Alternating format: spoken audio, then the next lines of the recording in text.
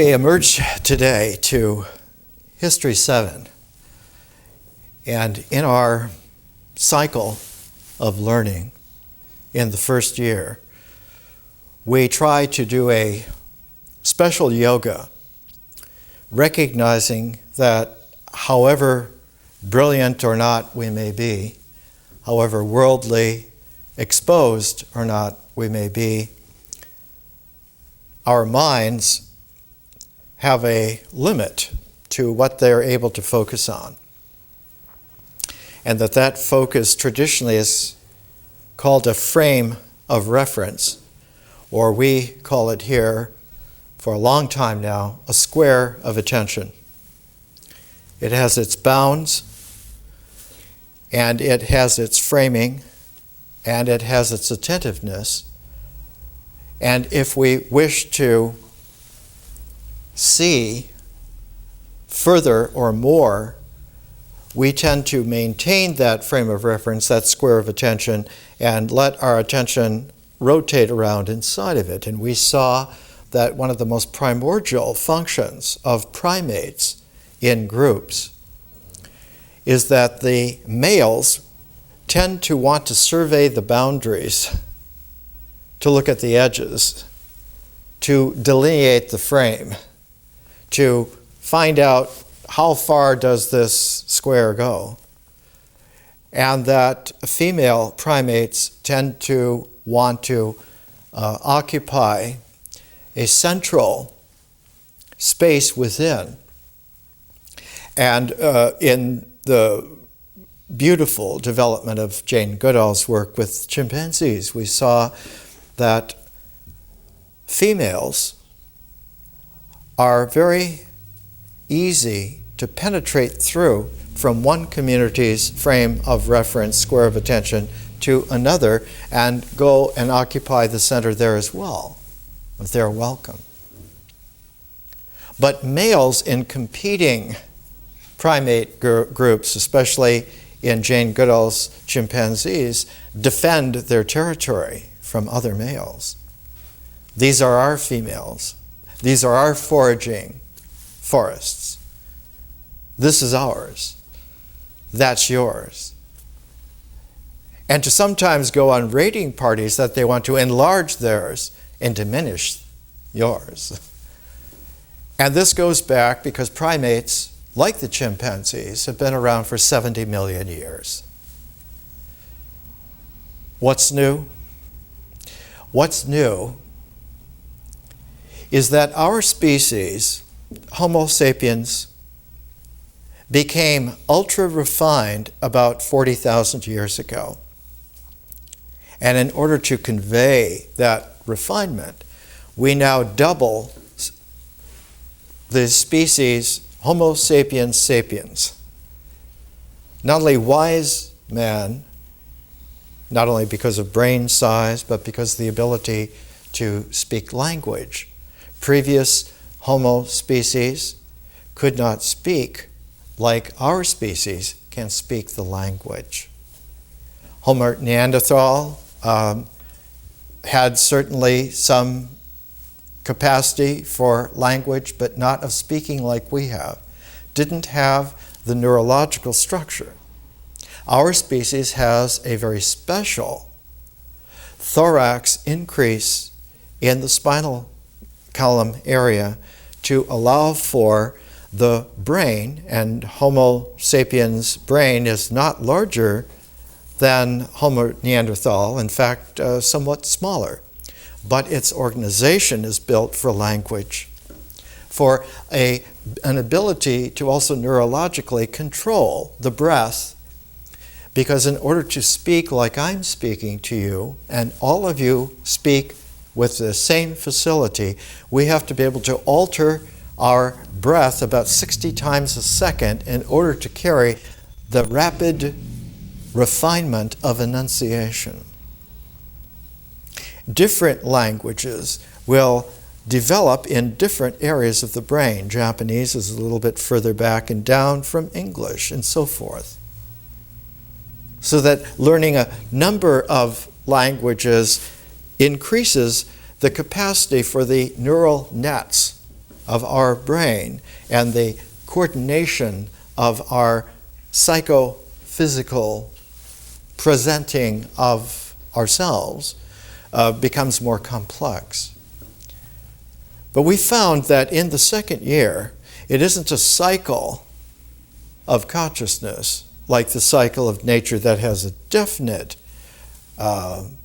program of evolution and development and refinement leading to us, but that about 40,000 years ago, when our species became ultra-refined Homo sapiens sapiens, we became wise about wisdom, which meant that we were able to learn at an accelerated rate and to extend our maturity.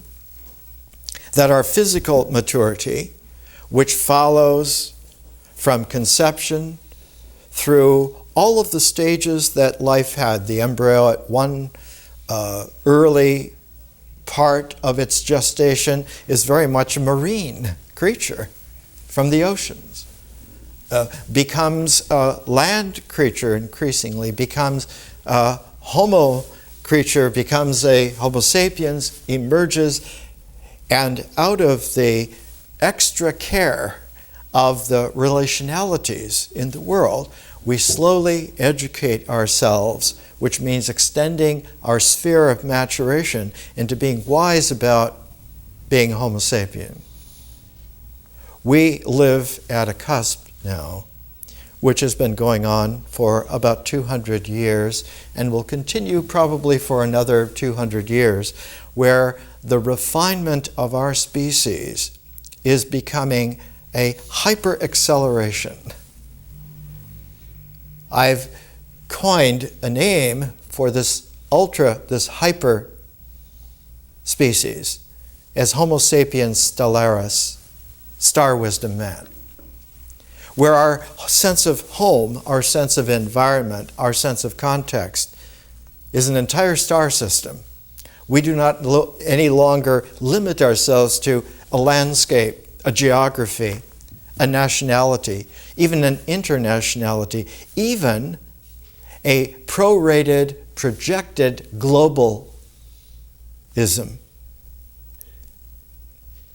The word global is a political economy designation from a limited mentality.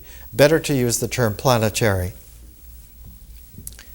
That instead of being earthlings, we are terrestrial, soon to be extraterrestrials, to be stellar system beings.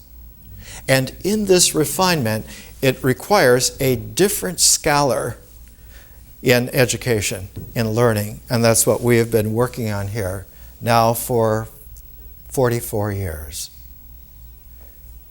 One of the most difficult things is the history phase, the seventh of the 8, the third phase in the ecology of consciousness. And in the refinement of that, I have made a mid-course correction to change some of the material that we're using so that we're pairing with Benjamin Franklin's autobiography, the Huainanzi, from classical China from 139 BC. It was a period in Chinese experience of life where the Homo sapiens sapiens became aware of a rapid condensation of capacity that required a new harmonic set to express adequately. The set is one that we have reconstructed during the 2 years of our program. The first resonance in that set is the I Ching, which in its origins goes back to about 3000 BC. Fuxi and Nugua, the trigrams in a set of 8, with the triads being arranged in complementary pairs, so that you have 4 pairs of three designated symbolic structures that have an interchange of complementarity. They have a structure of polarity, and they have the ability to transform back and forth. The second resonance was the refinement 2,000 years later, about 1000 BC, of the I Ching from a heavenly template to an earthly template. That instead of following the patterns of the sun and the moon, the planets, the stars, in order to understand, in terms of heaven and earth, fire and water, now one understood in terms of mother and father, oldest brother, second, middle brother, youngest brother, oldest sister, middle sister, youngest sister, so that a family of 8 now became the new paradigm, and with that the I Ching developed itself as the founding of the Zhou dynasty, about 1000 BC, and 500 years later one found in a cycle of the phoenix, because we've been talking about how 500-year cycles pair and become a millennium, 1,000 years. Millennia pair and become an Aion, a 2,000-year period. And that these cycles, east and west, seem to have indications, and though they're not the only cycles to be aware of, there are such things as overtones.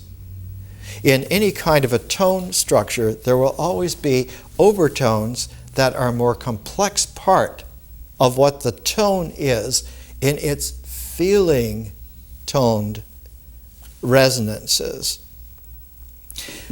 Mechanically, one will hear a tone, and in terms of emotion, on a ritual level, the tone can be identified. But in experience, with feeling tones, with imagery, with a process of experienced sensibility, one not only hears the tone, but hears an overtone. And one does not hear a second, not an overtone so much, but in music it's sometimes referred to as an undertone. It is there. It affects feeling. It contributes to the complexity, but the complexity is that of the larger gestalt, where the overtone will be a richness of the tone, not just do, re, mi, but do, re, mi. But the undertone will be that do, re, mi is a part of a sequence, of a trill, and that if you played all of that sequence, all of that trill, one would then have a chord. So that the undertone is the sense of the chord context to the notes, and the overtone is the richness and the complexity, the timbre, the pitch of the tone itself. So that when you have resonances that make a set, one also has an overset that contributes to the complexity of it.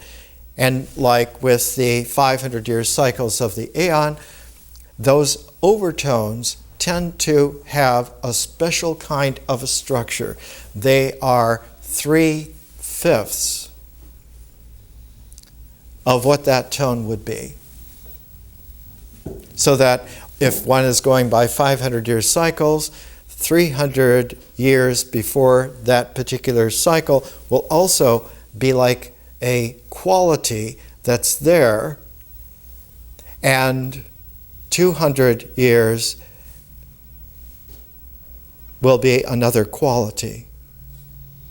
The 300 years is like the undertone, the 200 years is like the overtone.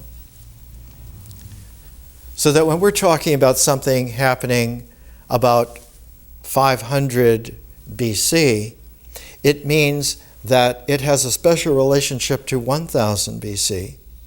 It has an undertone relationship to what happened around 800 BC, and it has a very special overtone of what happened around 700 BC. So that when you get the complexity of history, you can see that periodicity is not at all limited to just a mathematical, symbolic thought structure, but has the complexities of almost like a music, so that one must learn not just the math of it, but learn the music of it as well.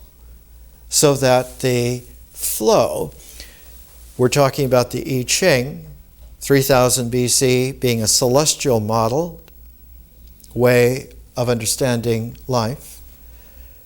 2,000 years later of the human family being the model. And 500 years after that, the commentaries of Confucius on the Zhou Dynasty I Ching added the complexity of 10 commentaries called the wings. And the wings were like the wings that in the West we speak of Homer using winged words. They now have an undertone capacity to elevate us, and they have an overtone capacity to make the elevation rich, but is also precise because the tones can be not only identified referentially and heard in experience in all their richness and in the growing complexity of the relationalities, but that the symbolic completeness of all of this together, all of these levels together, all of these considerations will give us an outlook, a worldview, the German term introduced and made popular by Wilhelm Dilthey back at the end of the 19th, early 20th century, or the French term, the milieu. The Weltanschauung, the milieu, the context is something where we begin to notice about 500 BC, east and west, that there is a jump in refinement of capacity to take in all of the layers, all of the structure, and to develop something that had not been there before, and that is a refinement of interpretation that exceeds the ability of the symbolic mind to make a firm, limited, bounded order. An interpretation now called from the Greek term hermeneutic, from Hermes, an interpretive flow of experience, a hermeneutic, an interpreted array of possibilities of what it might mean, of what its meaning might be, and various aspects to it, which then can be proofed, can be proved out, can be tested for. And the way that the test is made is that one develops a vision, a theory, puts it into an experimental practice. That's the way it used to be talked about in the 19th century. But it isn't, a theory is not put into practice. A theory, if you're really yogically exact about it, a theory is put into a prismatic, not a practic. It isn't theory in practice.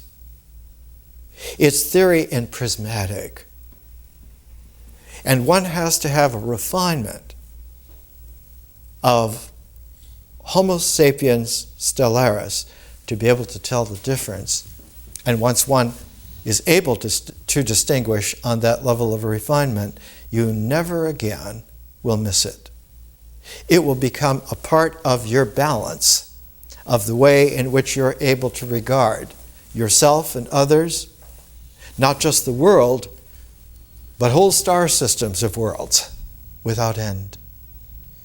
One of the qualities that comes out, and it came out 500 BC, in China with Confucius and Lao Tzu, in India with the historical Buddha, in the Eastern Mediterranean, Greece, Phoenicia, Egypt, with Pythagoras, just as exemplars. All of a sudden, at the same time, almost everywhere in the world, civilizations became refined to the point to where the symbolic structures became transparent. And in becoming transparent, what was able to be brought through, the frame of reference, the square of attention, was the entirety of experience, pure, carrying with it, because it was participating as a flow within the field of nature, so that what is brought through the clear mind, what is brought through the open square of attention, what is able to be transmitted through the frame of reference that has no particularities but is only universally what it is, an open frame of reference, a clear square of attention, a transparent symbolic order, so that experience, when it flows, now flows purely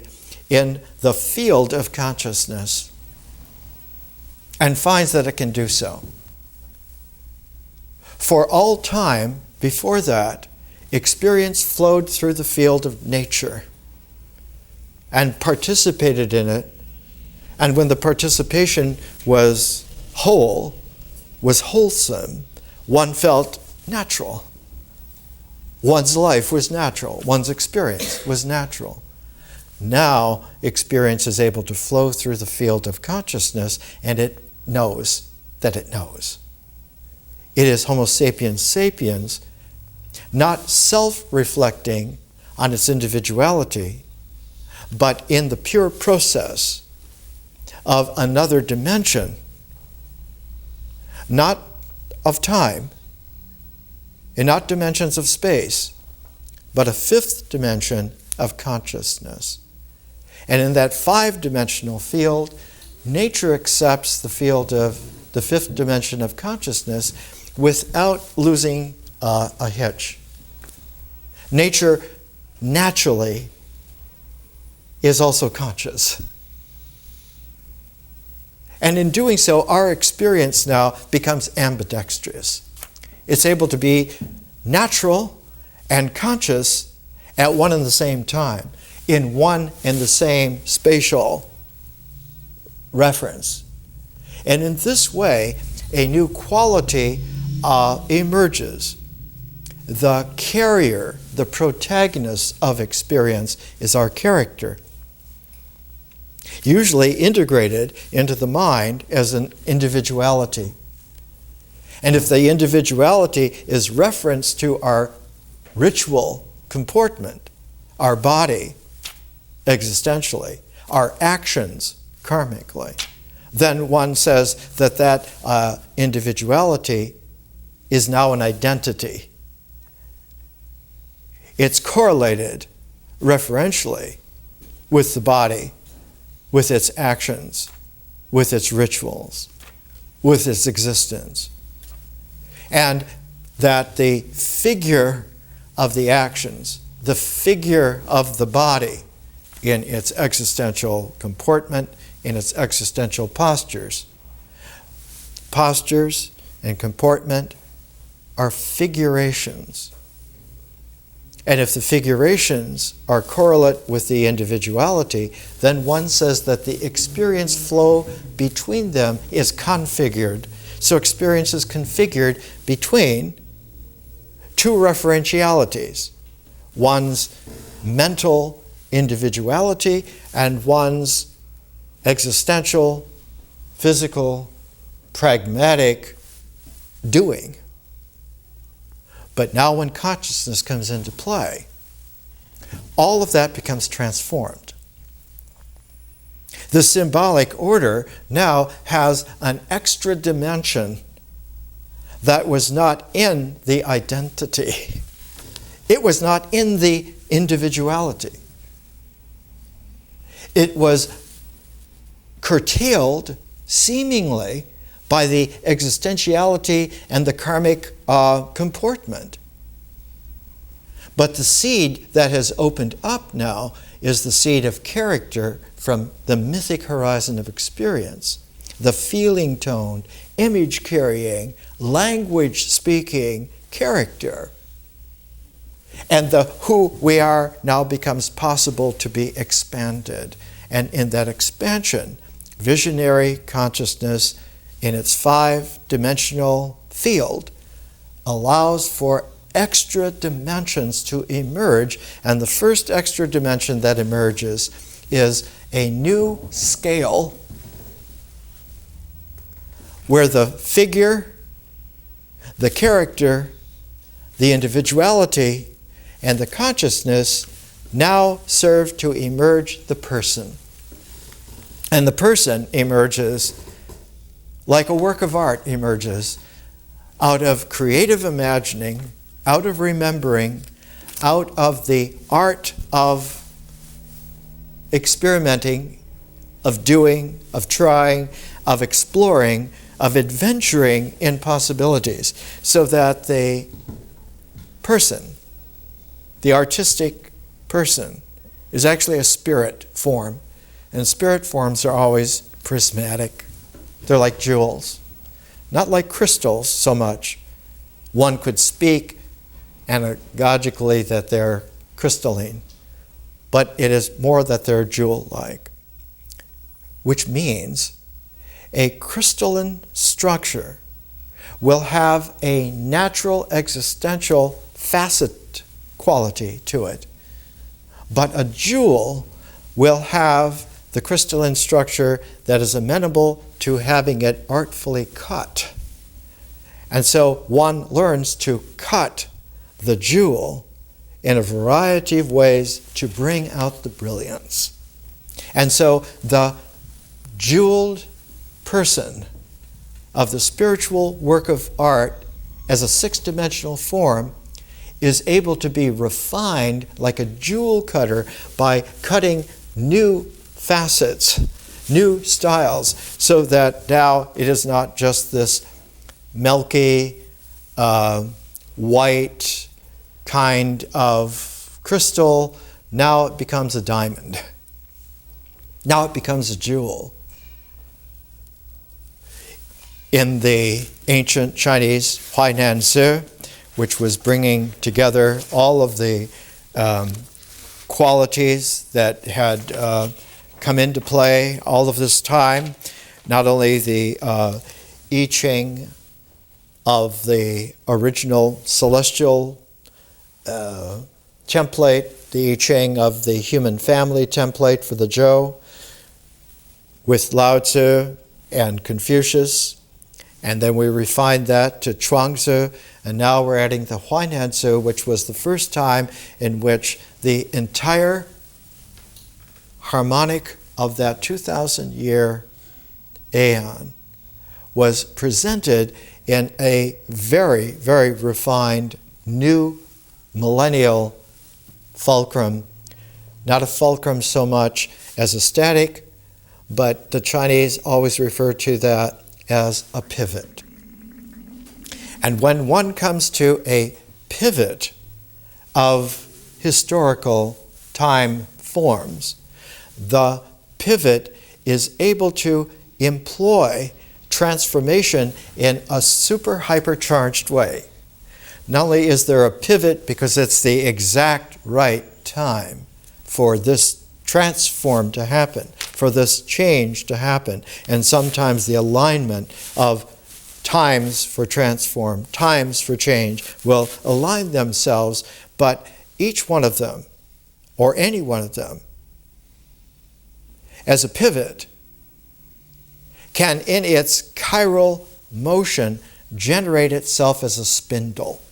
And it's the spindle now that is a creative, imagining, multi-dimensional capacity. We see it, and we'll see it when we get to science, with molecular biology, of the very way in which the various kinds of RNA will direct the double helix DNA in such a way that there will be stages, and one of the transform stages that is consistent in there is the development of the capacity to have a spindle quality. And one of the qualities of the spindleness we'll see is that transposons, wild cards in the deck, are able to creatively reapportion themselves in such a way that one can now have giant improvements, giant refinements that otherwise would not be able to come into play. And we'll see that with the work of Barbara McClintock. And also the ability then of someone like a Vera Rubin, one of the world's great astronomers at the Carnegie Institute in Washington, D.C., the first person to really be able to understand that all of the stars, all of the galaxies that we see are a very small portion of what is real. She's the first one to discover dark matter, that more than 3/4 of what is real is not visible in the electromagnetic spectrum of light, of the electromagnetic spectrum in the ordinary way in which we would be sensitive to it. And not only dark matter, but its emergent dynamic of dark energy as well. And she was the first to really understand this. We're going to use her book, Bright Galaxies, Dark Matter. We're going to take two women at the middle of science who transformed the way in which science is envisioned, is not practiced so much, but is prismatically made. We're taking the Huainanzu and we're pairing it with Benjamin Franklin's autobiography. When we come back from the break, we'll see that Benjamin Franklin's work, above all the major works on the planet, is the most tampered with, the least likely to have found a form which is more or less refined to the man, and where imitations reduced back down to partialities and structures that were practical but not prismatic. They seemed like good ideas of who the individual might be, of what the figures of his comportment and the figurations of his posture might have been, but no one knew who Benjamin Franklin as a spiritual person, as a work of art, could be. It isn't that the identity of Franklin is finally now able to be found, but that we're able to transcend the limited identities pasted on as labels to that magnificent spirit.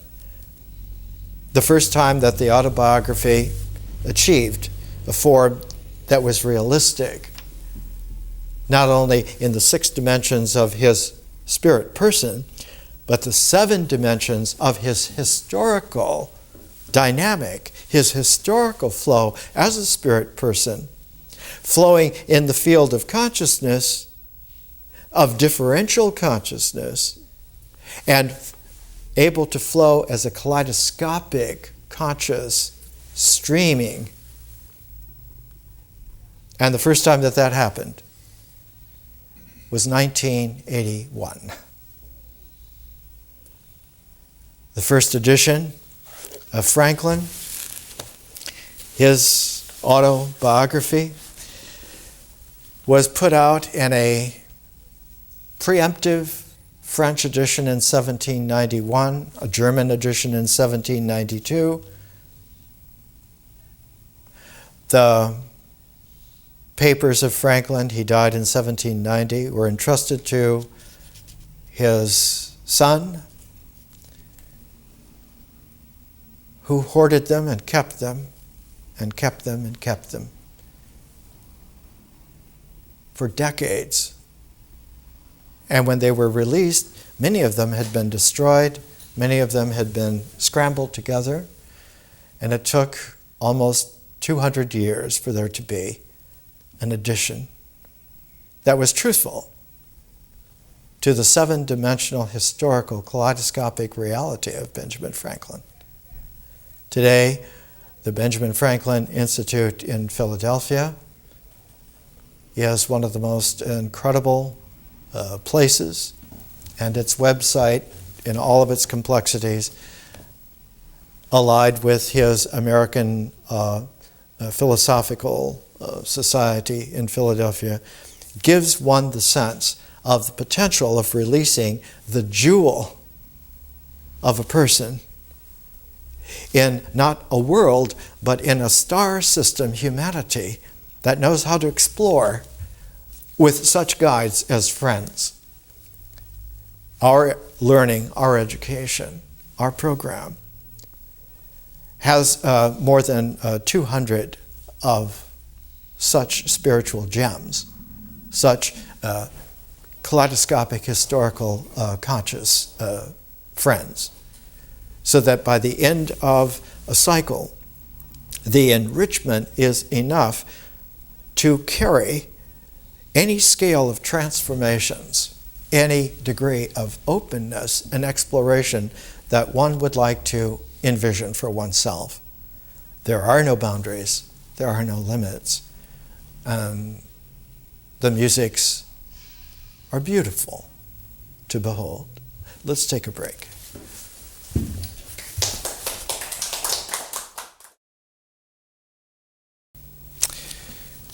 Let's come back to History 7 and notice that we keep a consistent yoga. The presentation is 40 minutes, and 40 minutes is an ancient classical form of the duration of a high level concentration. For instance, in Indian music, Rag Marwa is also known as the 40-minute raga, and Ali Akbar Khan has done just a magnificent couple of versions of it. And Raga Marwa is like the Bach solo partitas for violin or for cello.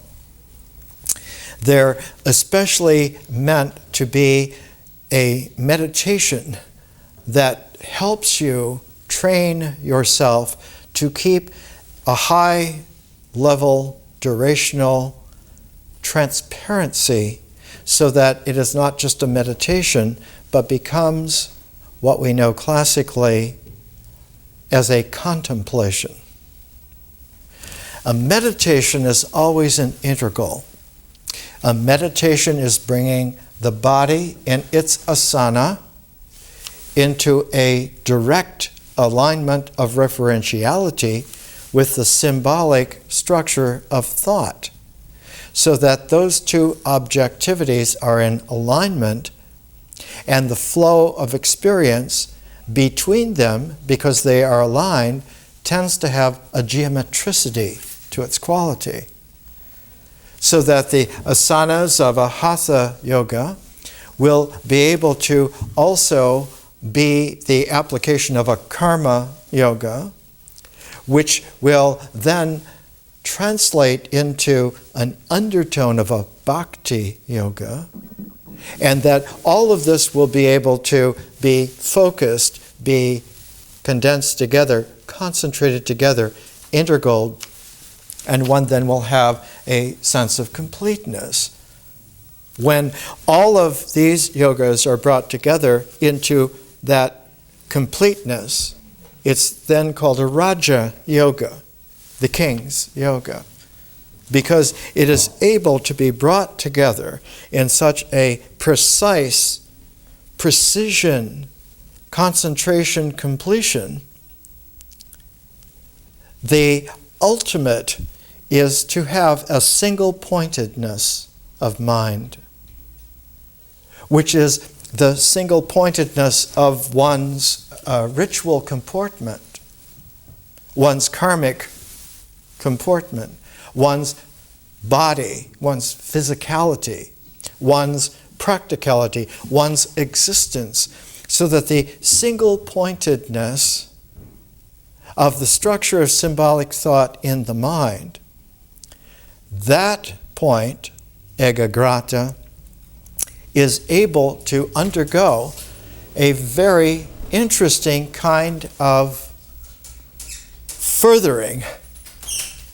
Its completion to oneness, if completed exactly, will go further than the oneness. It will become zero. That point of vanishing in yoga is called bindu. It is the concentration of one's identity, of one's figurations, of one's karmic comportments, of one's existence in the geometricity, direct pointing of the flow of experience to the one-pointedness of the mind, which literally vanishes in upon itself. It doesn't vanish away, it doesn't collapse, it doesn't evaporate, it vanishes in upon itself and pops out again as a complex one. Not a cardinal one, but a complex number one, which means that it has many transform capabilities and functions that a cardinal one did not have. But this oneness has. And the easiest way to talk about it is to say that one's oneness now is protean, capable of many further transforms. It's the difference between an arithmetic of rituality indexed by a symbolic cardinality and even ordinality. Now is a mathematic of complex numbers, and one can deal even with imaginary numbers because they are part of the exploration of reality. Even though they are imaginary, they work. They do not work practically, but they work prismatically. Now the capacity for expression of forms is no longer just integral, but they are also differential. And differential forms are open-ended. They're infinite. They have no boundaries. They can have provisional boundaries. They can have provisional perimeters. They can be characterized, but they can also be experimented with indefinitely. And they achieve the ability to have proportions and ratios, so that the complex mind at one time, when it was first being discovered, that this was a property of the geometricity of space itself. One of the earliest mathematicians, philosophers, to deal with this was Descartes, Cartesian geometry. But out of this came a refinement very quickly. The French mathematicians like Fourier, like Lagrange, understood that transformation itself now has very interesting possibilities. And one has the Fourier series right away, spreading everywhere in Europe about 200 years ago. And Fourier himself decorated by Napoleon with a great, huge sunburst medal because it was one of the great achievements of all time, showing that a transcendental ratioing proportionality unto infinity to any degree of specificity is not only possible, but enjoyable. And one can now analyze processes, dynamics, relationalities, ratios, forms, and tutor oneself to further developments, further transforms. One of the great transforms of the late 20th century is called the Penrose transform. And when we get to science, we'll be using Roger Penrose and Stephen Hawking's great little lecture series, The Nature of the Universe. And we'll be able to understand from their little book, The Nature of the Universe, possibilities that are before us that are quite real, though many of them seem to us now but theoretical.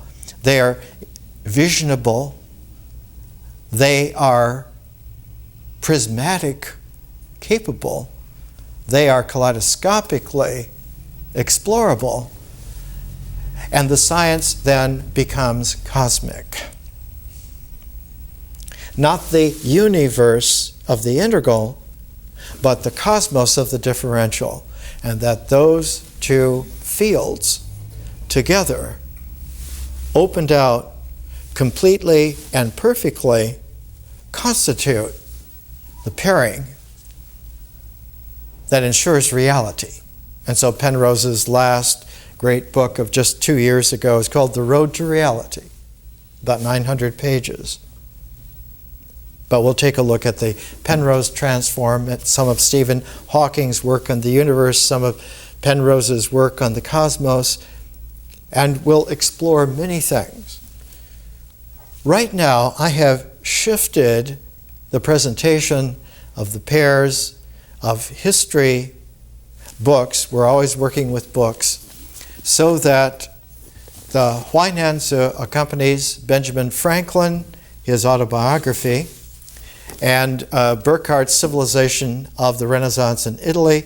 I'm going to pair it with Carl Jasper's The Origin and Goal of History, published originally in 1949 and translated into English in 1953, published by Yale University Press. Jasper's passed on in old age in 1969. But because of using Jasper's rather than Hegel, whom I have used for maybe 10 years or more, I'll be able to bring Hannah Arendt's great historical critiques back into play in the education.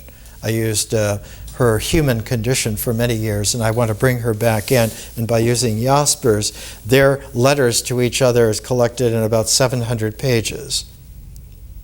They were friends for decades and decades. But Jasper's is very important, so we're going to pair him with Burckhardt, with the Renaissance.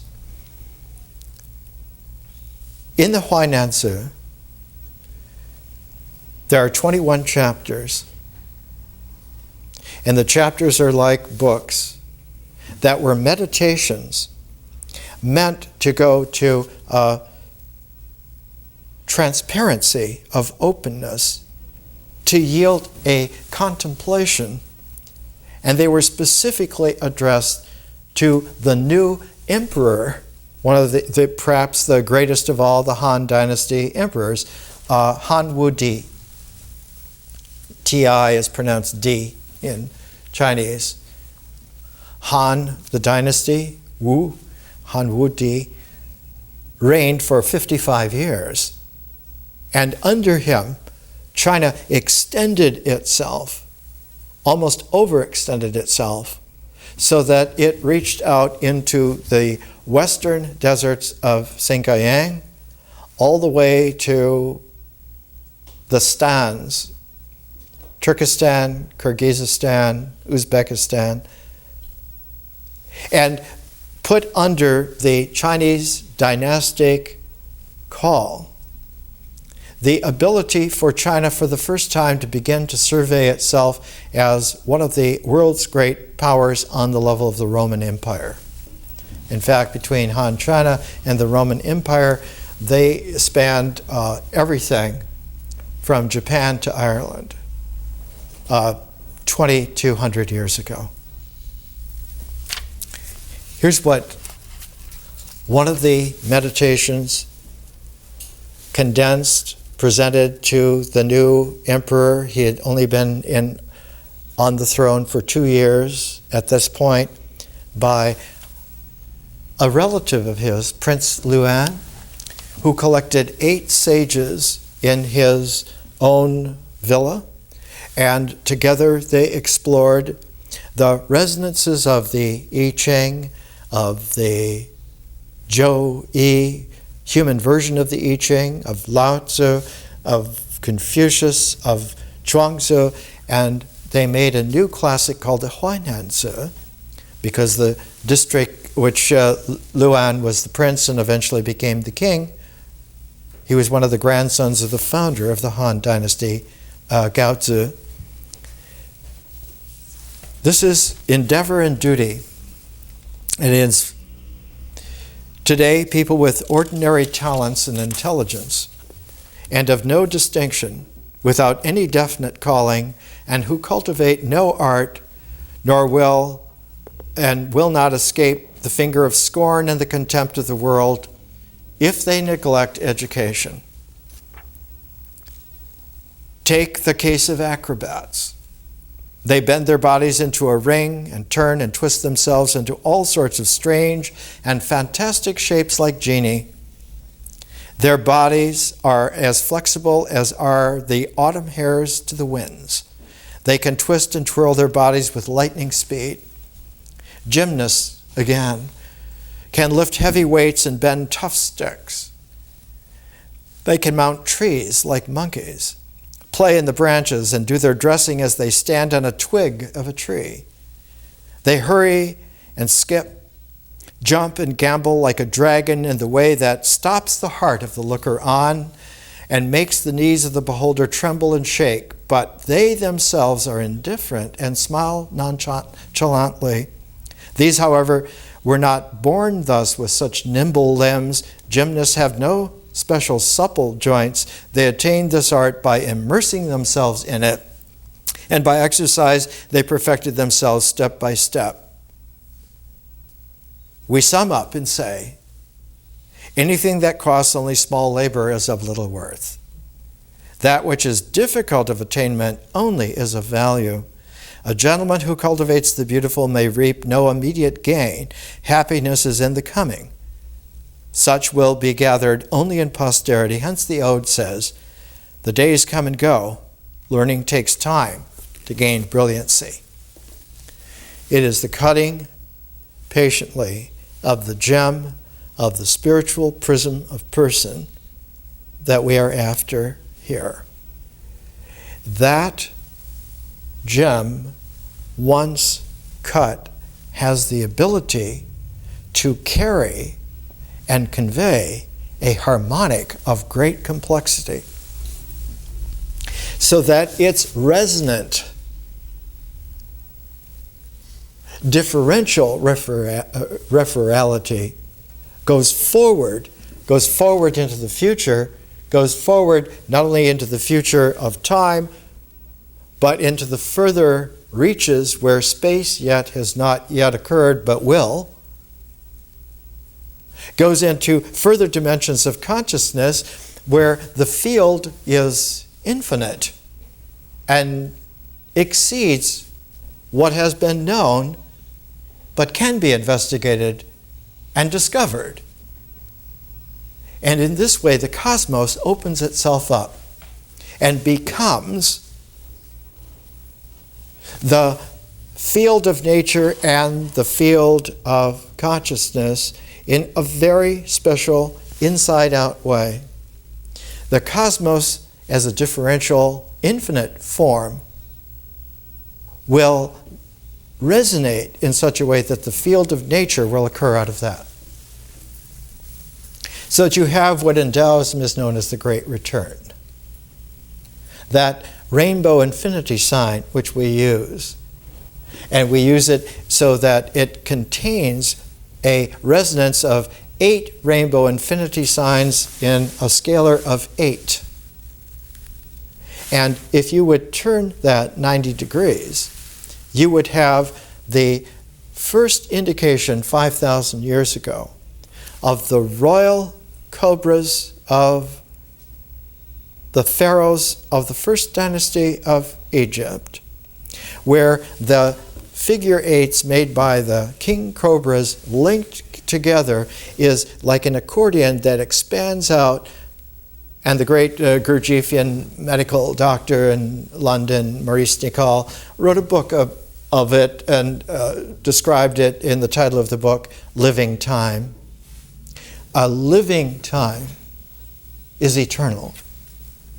It can go through any cycles of time, space, indefinitely.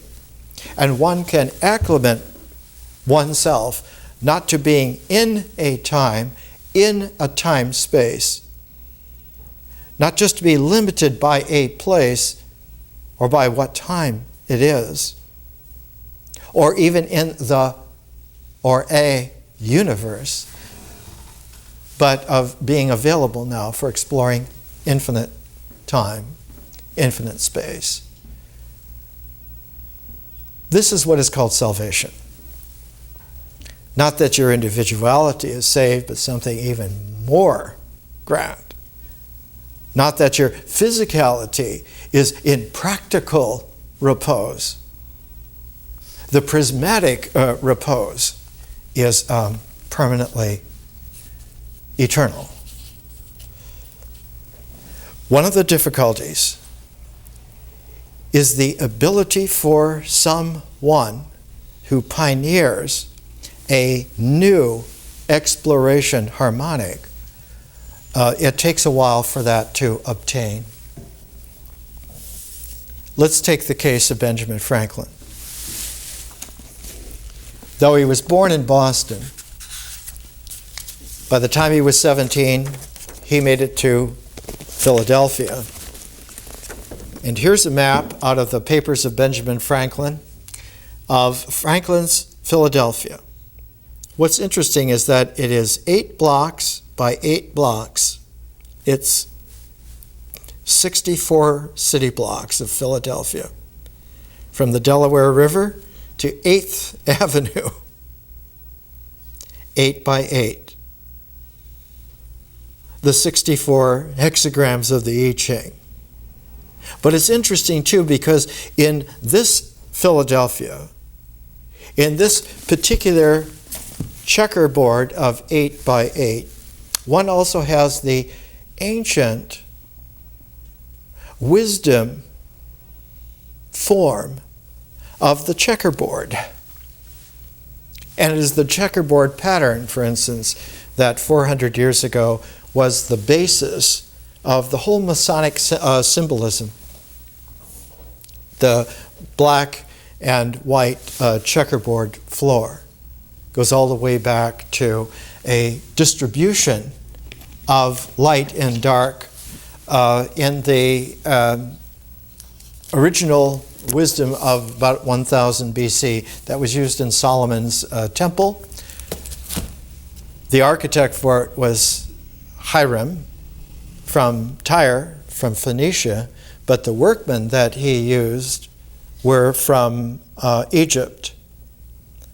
Solomon's people could finance it and could oversee it, but they didn't have the architecture and they didn't have the construction techniques.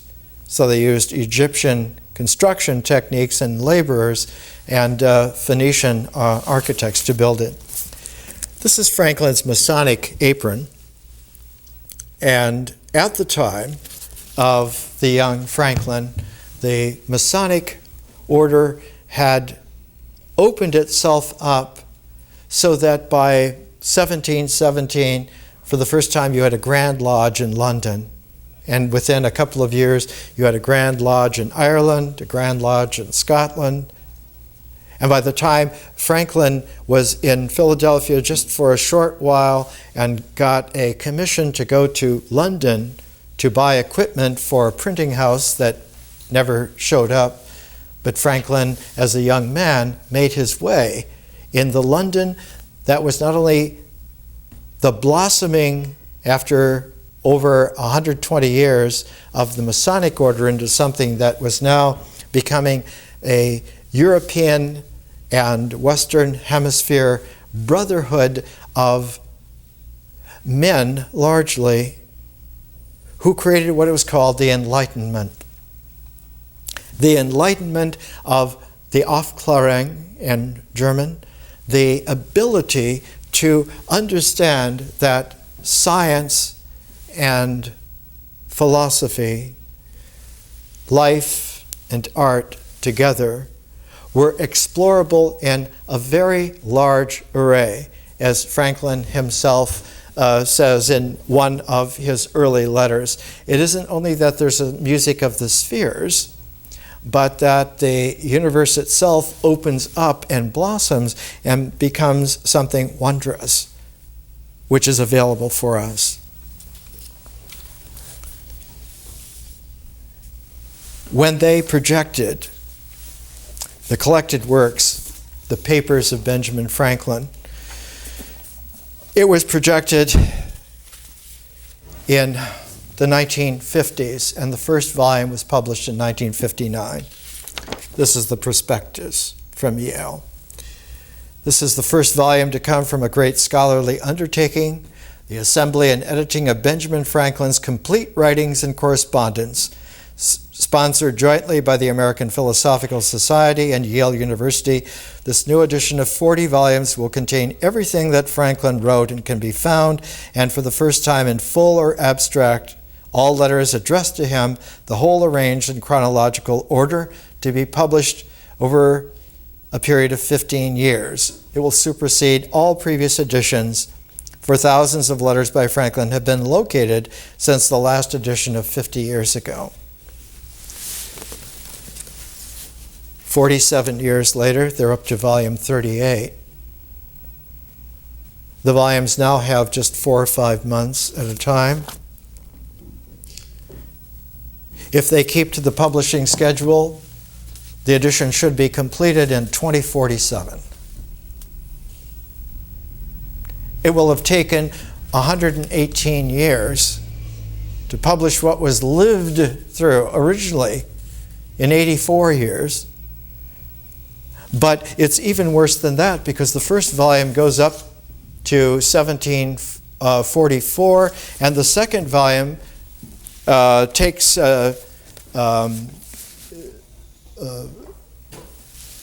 volumes 1 and 2, therefore take 38 years off his life. So 46 years of life will be published in about 3 times that amount to just put editions out. What is happening here? What is occurring is the same thing in Princeton University Press of publishing the papers of Thomas Jefferson. They're only now up to 1800, and they've been publishing it for almost 50 years. And that just gets Jefferson into the White House for the first time. He lived for 26 productive years after that. The greatest years of productivity probably of any single American. From 1800 to 1826, the United States changed enormously because of Jefferson, who was the furtherer of Benjamin Franklin. What has happened is something that has been noticed again and again in all of the editions of not only Franklin's papers, but any of his works. We talked already about the editions of the autobiography, how the first editions of it were just pirated and put out and then changed, reprinted. The genetic text was published by the University of Tennessee Press in Knoxville, and its published date here is 1981. There was a letter from the University of Delaware. The author, Leo LeMay, writes to a confrère saying, thanks, thank you very much for the copy of your volume on the Howells letters. I'm glad to have it, but here is the genetic text of Franklin's work. What's interesting, we're using the Norton Critical Edition, which came out in 1986, and you can get the paper version of the Norton Critical Edition, and you can find Franklin's Philadelphia on page 21 in the Roman numerals. We talked about how you will also find the diagrams on page 69 and 72 of the way in which Franklin kept track day by day, week by week, of 14 different characteristics of character that he was hoping to refine and to recut so that the spiritual jewel of himself would come out. And in doing so, he followed an ancient technique of Pythagoras called living the day through as freely and openly as you possibly can, and at the end of the day, doing a retrospection back through the day briefly so that the ordering of your memory of that day would be from that point backwards, so that you will have lived each day twice. You will have lived it integrally through the actual day in your integral experience, and then you will use recollection to remember the day, going back, seemingly back through it backwards. But what happens is you don't go back through it backwards, but you go back through it with a different spin on it, a different time element. It is a visionary time. It is a fifth dimensional quintessential time. So that each day now has a double helical spiral where each one goes the opposite way, just like the double helix really does. Because it allows then for an incredible alignment all the way along both the base of it, as in DNA, the phosphates will carry a certain continuity all the way through in pairedness, and the ability to have a repeat structure that is literally refinable and improvable to almost infinity. The numbers of base pairs of a human being is a fantastically large number. And that those can all be enfolded in such a way, telescoped microscopically in such a way that all of them will fit, curled up by the billions, in a gene. And those genes, arranged by the tens of thousands of compacted complexity of proteins into a chromosome, and a whole set of chromosomes will produce then the capacity to not only reproduce, but to reproduce creatively, indefinitely. And that once this is understood and mastered, there are certain elements, like the telomeres, the ends of the chromosomal process. If they can be renewed, life can continue indefinitely. The latest emails assure us that human beings can live at least 1,000 years. Because we're renewable. Not only did the collected papers go through this, and not only did the autobiography go through this, and the autobiography was attempted many, many, many times to be put right, to be researched. One of the most beautiful examples of it was Max Ferrand doing Benjamin Franklin's memoirs at the Huntington Library in San Marino, outside of Pasadena. Ferrand was the director there at the Huntington. Franklin's parallel text comprising the texts of Franklin's original manuscript, the French translation, another French translation, the version edited by William Temple Franklin, his grandson, and then re-edited, reintroduced, explanatory notes, and right away at the introduction, just a few lines. This was 1949. Few, if any, documents of modern times has been subjected to such gross and persistent misrepresentation as has fallen to the lot of Benjamin Franklin's autobiography. This has been due primarily to the different times of its composition and to the unparalleled confusion attending its publication. Franklin wrote his memoirs, as he always referred to them, at 4 distinct periods. There was a lapse of 13 years between the first and second parts, and a lapse of 4 years before the third part was begun. The last part was added just before he died in 1790. After his death, the publication of the autobiography was eagerly awaited. He was the most famous person in the world when he died.